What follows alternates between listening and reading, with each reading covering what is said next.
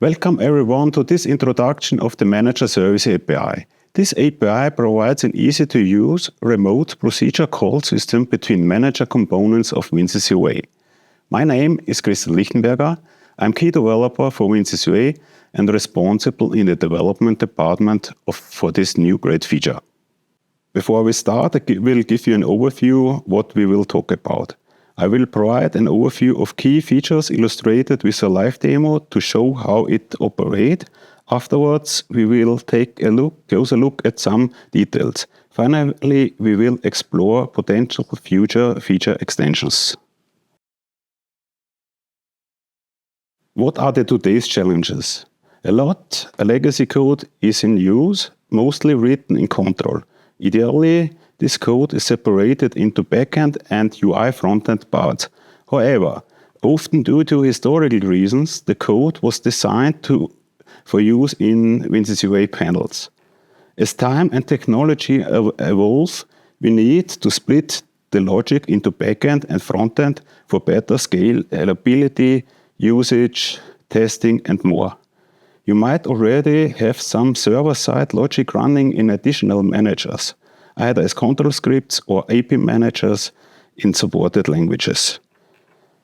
When multiple programming languages are involved, we face issues like redundant code and communication challenges.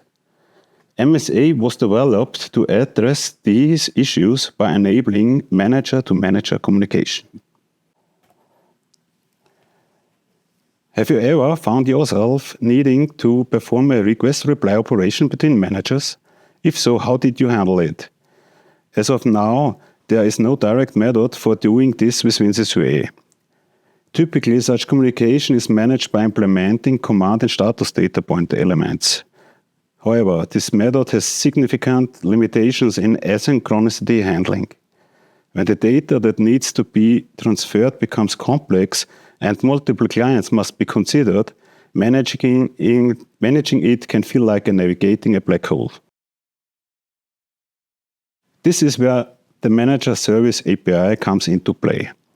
Technically, communication still occurs through the event, but from a logical perspective, these managers are communicating directly.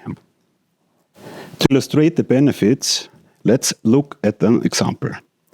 Today, web frontends are preferred technology for presenting content, and this trend is evident in the SCADA market with the WinCC OA Web UI becomes the preferred UI technology. Because of this shift, we need to create business logic for both the web frontend viewed in the browsers and the web backend built with tools like Node.js using languages such as TypeScript and JavaScript. Nevertheless, the reality is that WinCC OA and its customer applications have a considerable amount of legacy business logic. This code base, developed over many years in various technologies and languages, continues to provide essential functionality.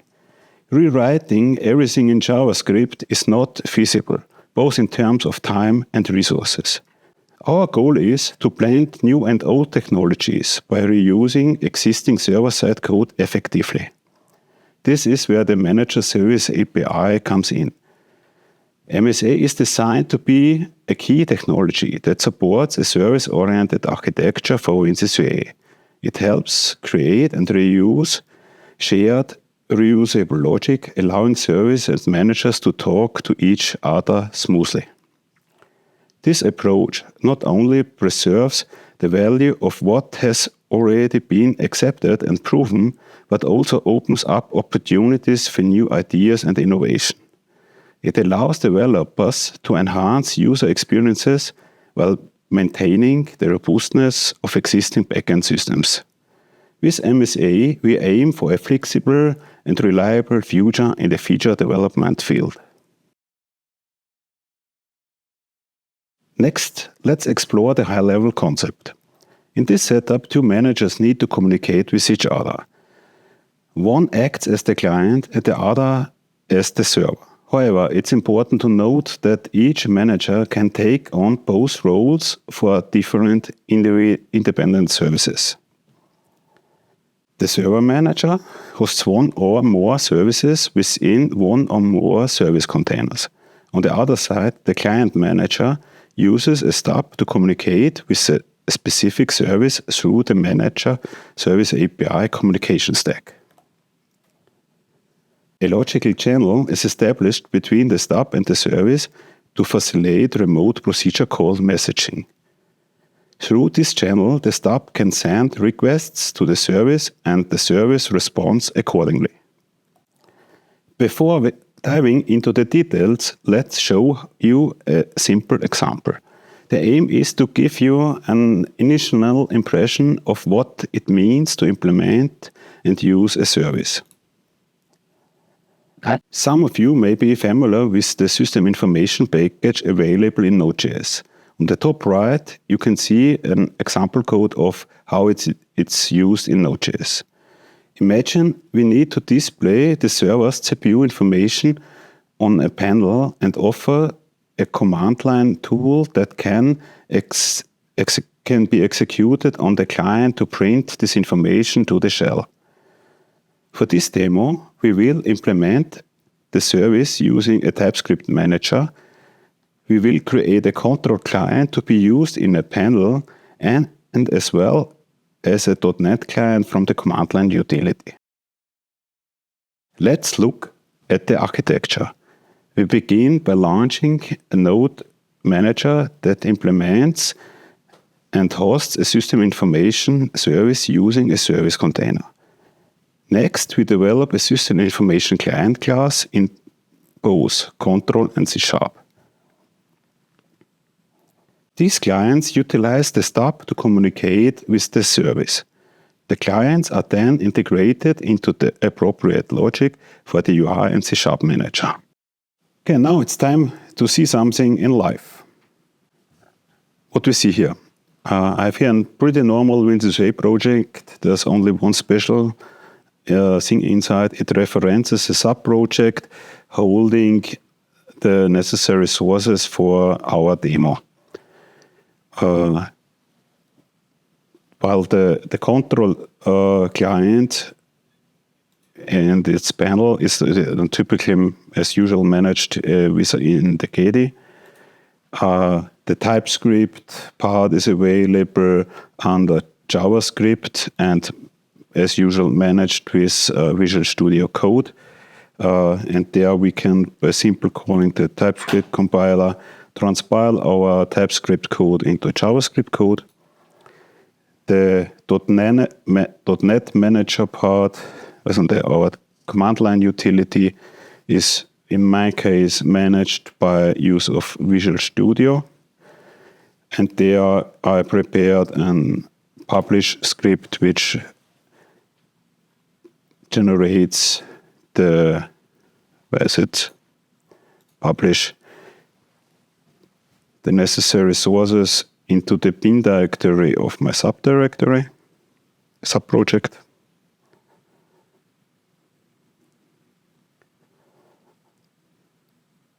Done. So the result is here. And now we can start what we need. First we need to start our service manager by using of a JavaScript manager where we specify the path to our transpiled code.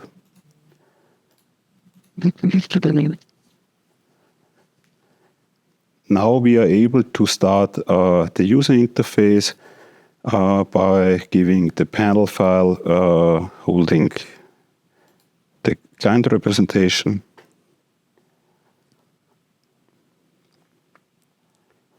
And here we see in the text fields that the code received the information from the service.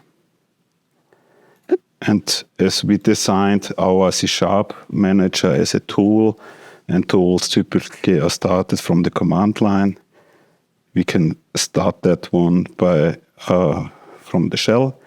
As it's a manager, we need a connection to our project, and I designed it in that way to give it as a command line parameter.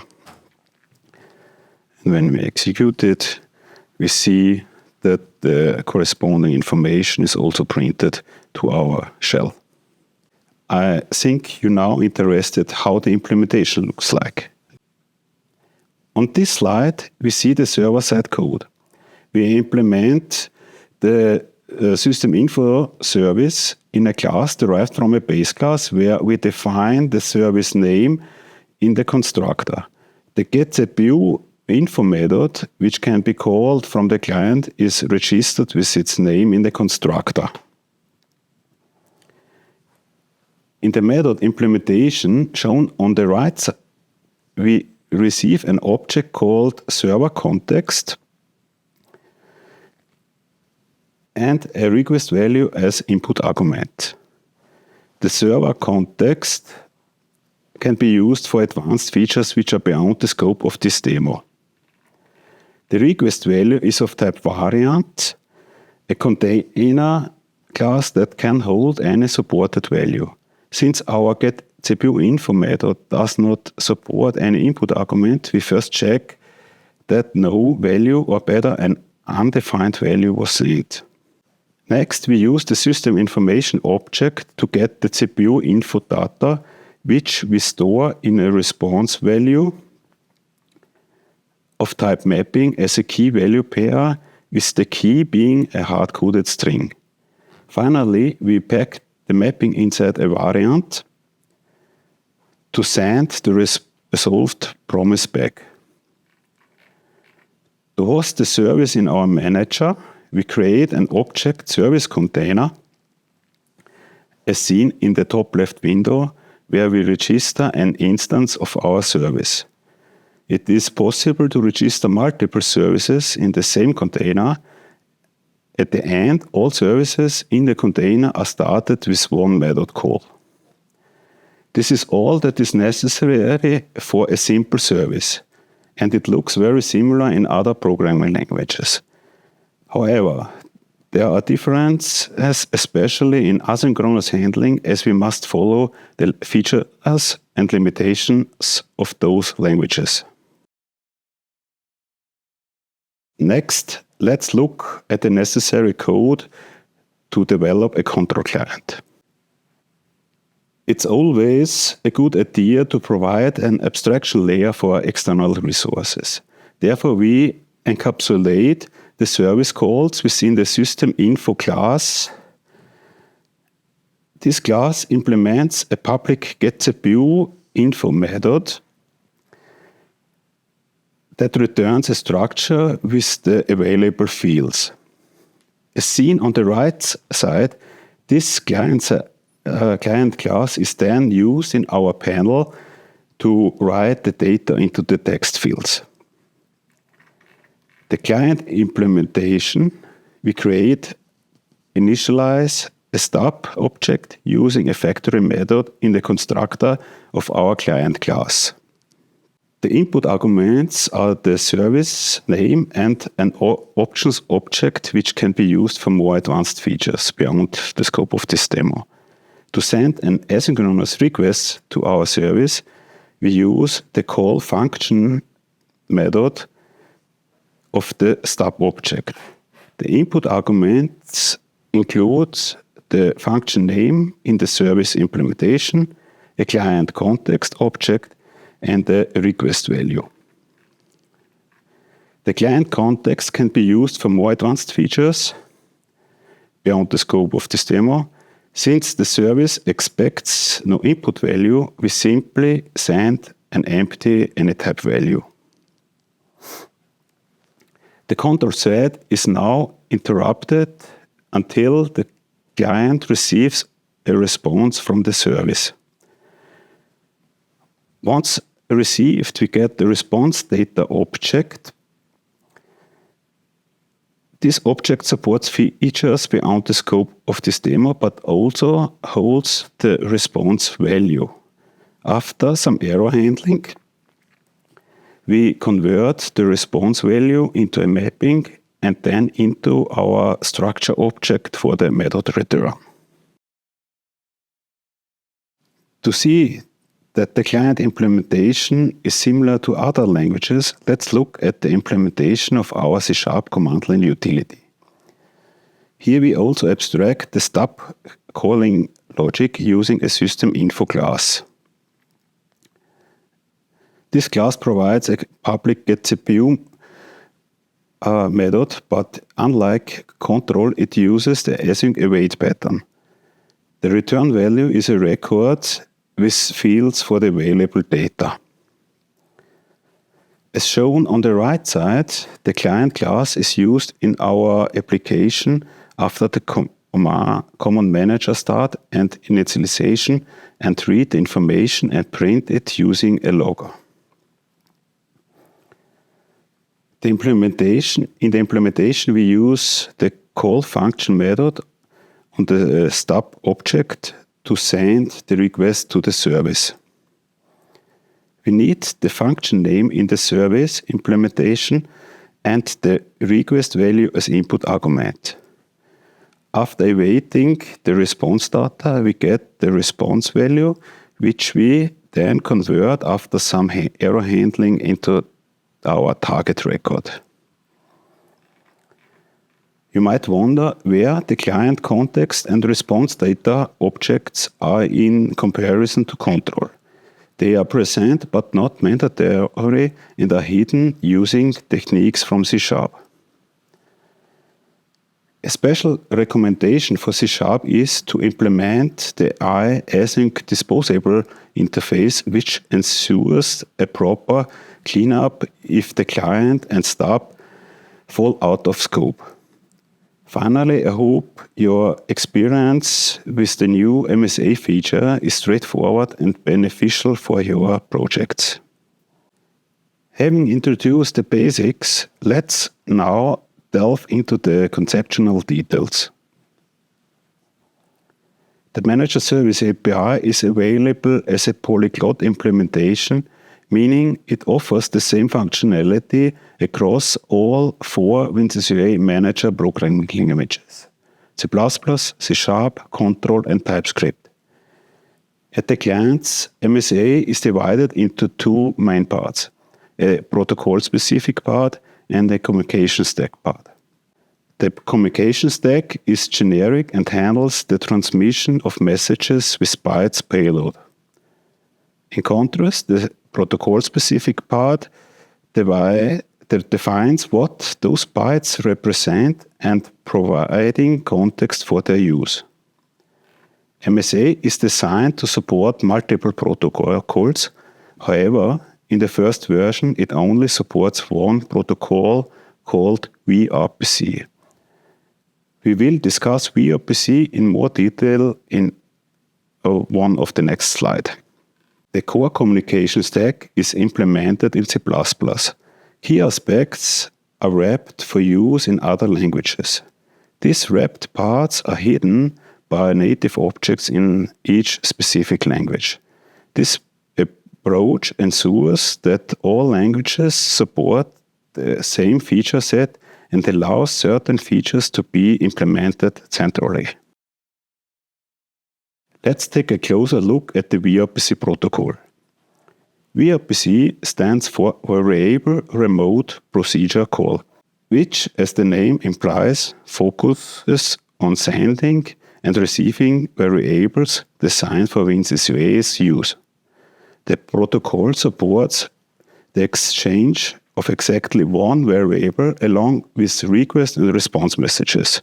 It leverages the binary representation for WinCC OA's internal messaging, thus supporting all native data types, including primitive types like bool, int, float, and string, as well as complex containers like mappings and arrays. To define the interface of your service formally, we recommend using Markdown with pseudocode for clarity. This format makes it easy to outline both the static and dynamic behavior of the interface. Once you have a formal definition, implementing the service becomes straightforward.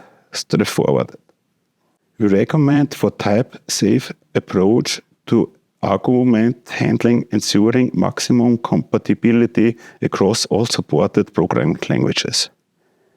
This approach also facilitates easier compatibility checks for future extensions. On the client side, the use of the formal definition allows for seamless integration. A generic stub is available that supports all data types, streamlining the interaction process.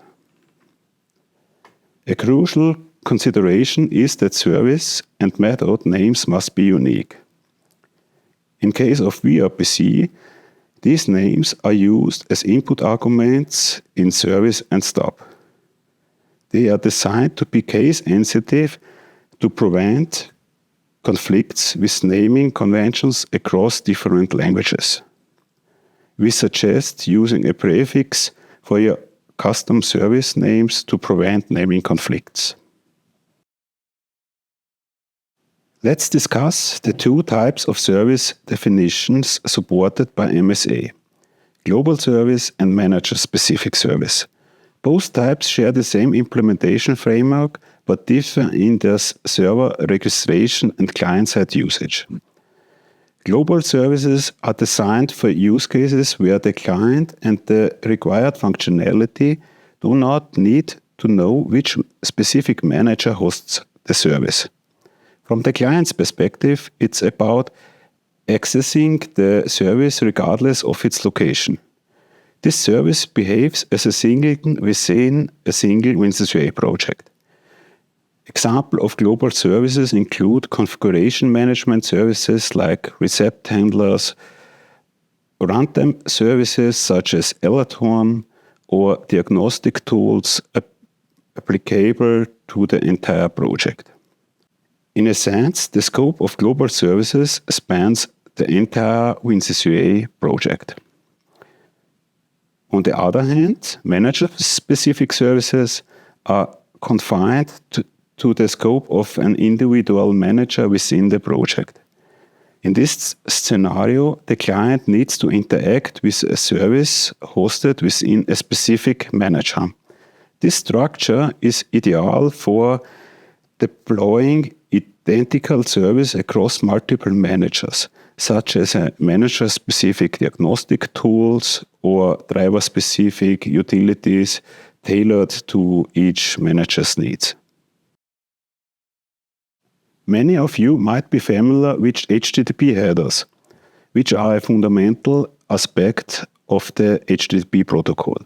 These headers carry metadata alongside request and response messages, influencing both web server and web client behavior. MSA employs this same technology, adhering to the established rules of HTTP. For instance, keys are case insensitive and typically formatted using snake casing. Binary values must end with -bin. We support all alphanumeric characters, including underscore, hyphens, and dots. Metadata can be transmitted with both requests and responses. Additionally, trailing metadata is supported, allowing for metadata to be sent with error responses. The initial version of MSA focuses on providing the fundamental technology for metadata rather than extensive functionality built upon it. However, metadata is already utilized to provide information on the server, identifying the requesting user and manager. Future versions may introduce additional metadata keys. It's important to note that we use the OA prefix for all WinCC OA specific keys. We recommend that you apply your own prefix within your project to avoid conflicts. Now let's discuss error handling within Manager Service API. All services based on MSA have the capability to transmit errors back to the client. The realization of error handling on both server and client sides largely depends on the programming language used, as each language has its unique error handling paradigms. For C++, we have chosen to use a status object to encapsulate error information. This approach is preferred over STL exceptions because the WinCC OA manager does not use STL exceptions. In the case of C#, a custom MSA exception is available to handle errors efficiently. Similarly, in TypeScript, we manage error information with the error object rather than exception. Lastly, let's examine control. On the server side, MSA errors can be thrown, and on the client side, these errors can be catched by default. The client in control also provides an optional mode that allows error handling using a status object instead of exceptions. Let's delve into service versioning and client compatibility within the context of MSA.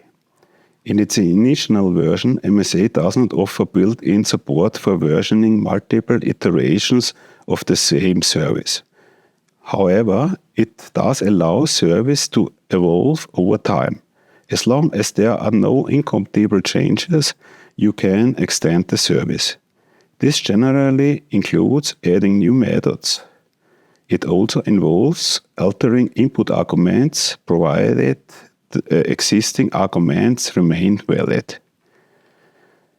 Conversely, renaming or removing methods or making incompatible changes to argument interpretation are considered breaking changes that disrupt compatibility.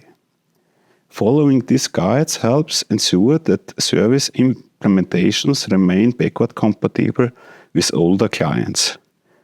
If a newer client must interact with an older service, any differences needs to be addressed manually on the client side. We recommend implementing such adjustments within a client-side abstraction layer to manage these discrepancies efficiently. What does service version compatibility mean for different WinCC versions?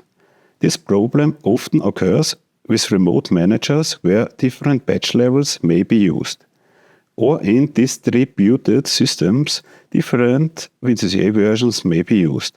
For the service provided with WinCC, we maintain compatibility as outlined in the previous slide. As discussed earlier, VRPC uses WinCC messaging encoding. You might wonder, what happens if the binary representation changes between versions? The solution is that we manage this internally in similar way than between distributed systems. The client and the server agree on a binary version that is understandable from both sides. As mentioned in previous slide, distributed systems are indeed supported by MSA. This means that client-side stubs can communicate with services hosted in managers across distributed systems. The communication aspect is version independent concerning WinCC OA. The compatibility of services relies on how the service is implemented and how the client-side stub utilized as previously described. Firstly, MSA does indeed support redundant projects. However, it's important to note that when implementing services, you are limited by the capabilities of the manager's APIs available in your programming languages. Essentially, you can perform everything that is possible today when developing a native manager or writing a script in a redundant environment. MSA serves merely as a communication layer on top and does not provide additional functionality for redundancy like status exchange or similar. The key takeaway is to implement only stateless services. How does MSA operate in a redundant setup? For global services hosted in non-redundant manager, this service can be treated as redundant. Both instances of the service receive the request and can respond, but the client only receives the response from the service running on the active manager. In the case of manager-specific services or global services hosted in redundant manager, redundancy is not a factor from MSA communication perspective. These services are treated as non-redundant. However, it's crucial that the client-side staff is aware of the replica. Before we conclude, I would like to provide you with an overview of potential features in upcoming versions. Please note, this is an informal list without any guarantee that these features will appear in future releases. But we rely on your feedback to prioritize the right developments. Let's go quickly over the list. Cancellation refers to the ability for the client to send a cancellation request to the service. Service discovery and browsing implies the possibility to ask the system which services are available and what is their state. Currently, we support only the request-response model. Future updates may include additional communication patterns to support subscriptions or data transmission in chunks. Service versioning would enable hosting multiple versions of a service as previously mentioned. Service cluster is the concept of launching one service multiple times. Some client-side load balancing distributing requests among these services. Another topic is the potential replace of manual permission handling with a centrally configured or implemented system. By sending tokens in metadata, we could offer command-dependent impersonation. Features like payload encryption and message safety checks would provide security and enhance safety measures.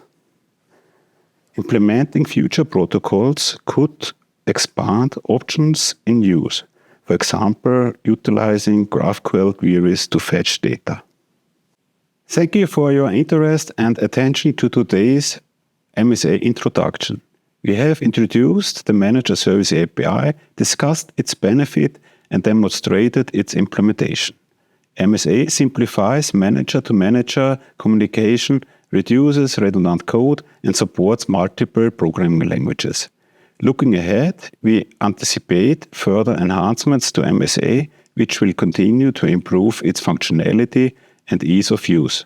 I hope you are satisfied with the feature and find it useful in your projects. Don't forget to follow us on YouTube and LinkedIn.